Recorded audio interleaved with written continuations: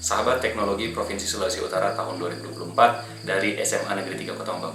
Pada kesempatan kali ini saya akan berbagi praktik baik tentang bagaimana penerapan perangkat teknologi informasi komunikasi dalam asesmen dan pembelajaran di sekolah saya. Kita mengetahui bersama bahwa pembelajaran dan asesmen ini saling berkaitan.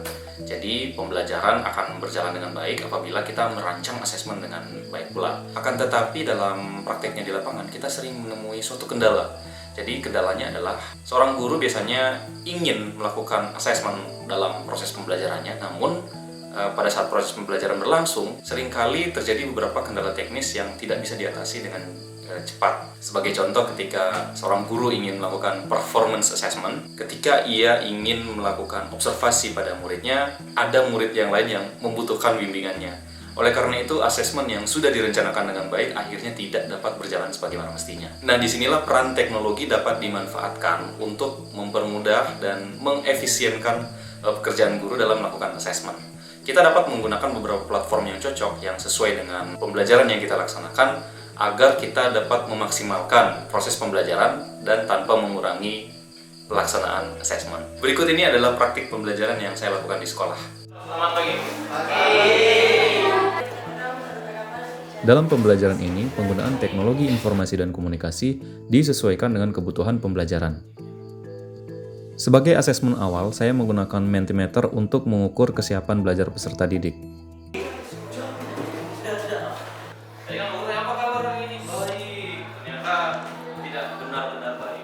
Panjang, pendek, tangkap. Mari kita bacakan bersama-sama. Apa kesepakatan nomor 1?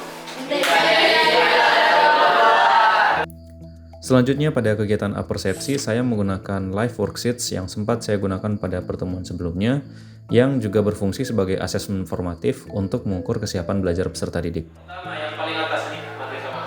Kalau misalnya diagonal, itu matriks persegi juga dia, 3x3. Jadi pertama, peserta didik mampu melakukan operasi penjumlahan pada matriks.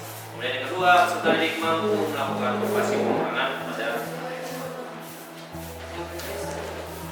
yang sangat berguna ketika kalian belajar.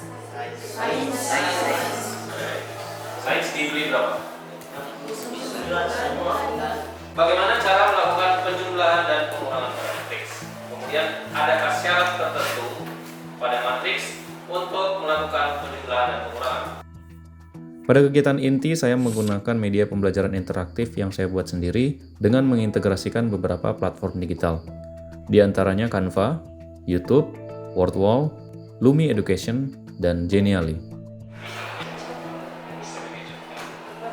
Selanjutnya, peserta didik mengerjakan LKPD, kemudian mengirimkannya pada papan tulis digital menggunakan Padlet.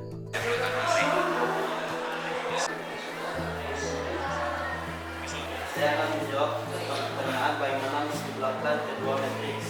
Itu hanya dengan bisa menjumlahkan elemen-elemen yang seletak seperti contoh di sini misalnya 1 ditambah 2 dan 2 ditambah 1. Matriks adalah menjumlahkan elemen yang seletak. Kalau dia di baris 1 di kolom 1 sama. Kalau dia tidak sama di ukuran, berarti tidak bisa kasih. Setelah menyajikan hasil karya, pembelajaran dilanjutkan dengan asesmen sumatif menggunakan quizzes.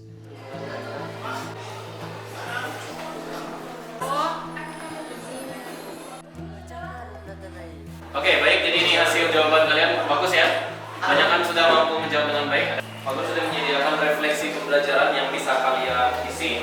Pada kegiatan penutup, dilakukan refleksi proses pembelajaran dengan menggunakan Google Form untuk memastikan terjadinya perbaikan proses pembelajaran pada pertemuan selanjutnya. Jawaban ini akan Pak Guru pelajari untuk agar proses pembelajaran kita menjadi lebih baik di pertemuan-pertemuan selanjutnya. Terima kasih banyak sudah belajar dengan baik. Semoga ilmunya bermanfaat dan selamat siang. Setelah pelaksanaan proses pembelajaran, saya kemudian melakukan praktik baik yang dilaksanakan secara daring maupun luring. Di antaranya, praktik baik yang dilaksanakan di sekolah, kemudian praktik baik yang dilaksanakan dalam komunitas-komunitas belajar yang ada di sekitaran kota-kota Mobagu. Membantu mereka untuk Saya sangat terinspirasi, saya mau sekali mau belajar bagaimana tahapannya secara teknis. Dari apa yang saya lihat dari penyampaian Pak Made, saya punya bayangan bahwa untuk materi saya bisa mungkin bisa dengan menggunakan metode yang Bapak presentasikan malam ini. Kelas itu kan tidak selalu ideal ya. Ada murid yang butuh bantuan saat belajar.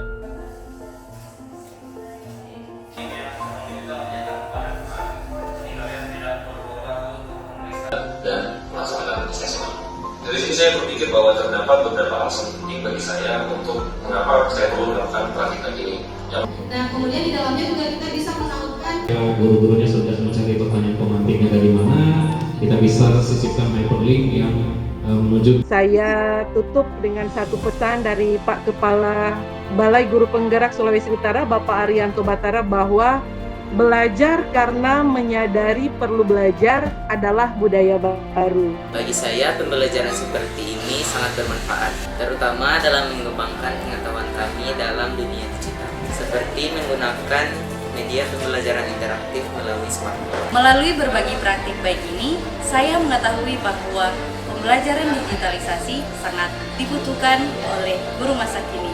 Selain itu, di era digital ini, harusnya guru tidak hanya menjadi penyaji informasi, tapi harus dapat menjadi fasilitator dan motivator bagi peserta didiknya, agar peserta didik mampu mengembangkan kemampuan belajarnya menggunakan media digital. Demikian video praktik baik saya, semoga video ini bermanfaat dan terima kasih.